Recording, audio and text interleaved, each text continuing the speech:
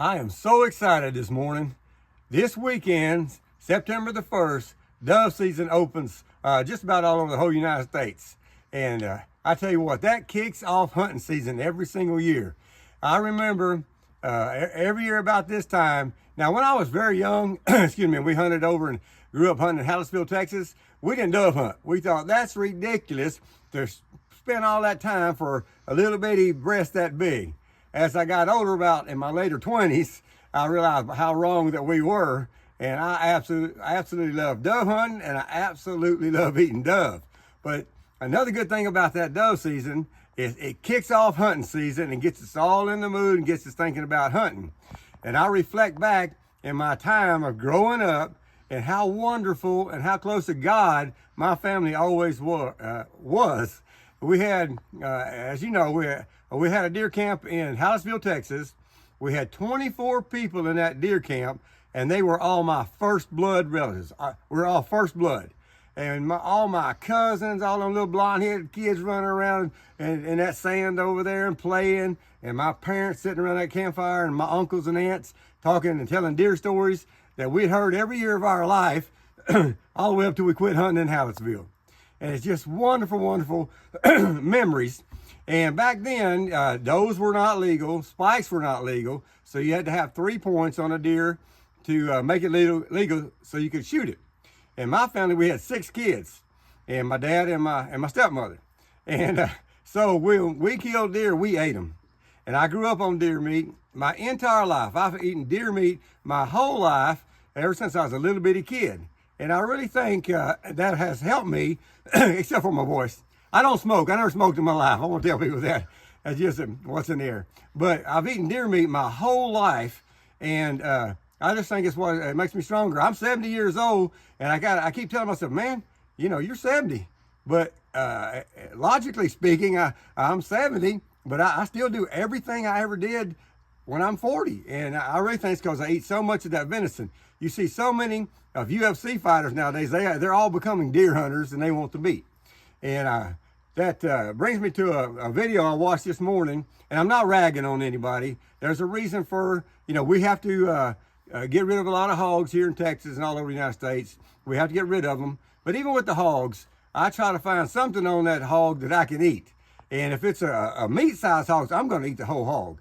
But if it's way too big, I'm going to cut out the back straps and see what I can do with that. But I was watching the video of a guy hunting in Australia, and it's a very new video. He's bow hunting for water buffalo, and he has 127,000 views on that video. So he has a very good platform to speak to people. And so he shoots this water buffalo, and it looks like a good shot, but it wasn't. You know, it didn't cause, I mean, and that happened. So it looked like it hit perfect, but it was a little bit angled. That's not his fault. He did exit. But then he kept on shooting it, kept on shooting it. And then he's talking about what a great shot he made and how it was a 70-yard shot, and how he wants to really appreciates the old and beat up animal, the most old and beat up animal he could shoot. I don't hunt for that reason. I like to kill big bucks like anybody else. But if I kill a big buck, I'm going to eat every bit of that meat that I can take off that deer. And I'm going to, you know, at my age, I just see my wife and the grandkids kill the nicer deer, and I'm going to shoot the meat. And but anyways, and you see a lot of people in West Texas, they're going all-dad hunting, and they got all this deal. They got their rifles, and they're shooting 5,000 miles away, and they shoot them an all-dad, and next thing you see, they're packing the head out, and they leave the meat. And I just can't do that. All-dads are not invasive and causing a problem, but they've been told, yo, you can't eat them things.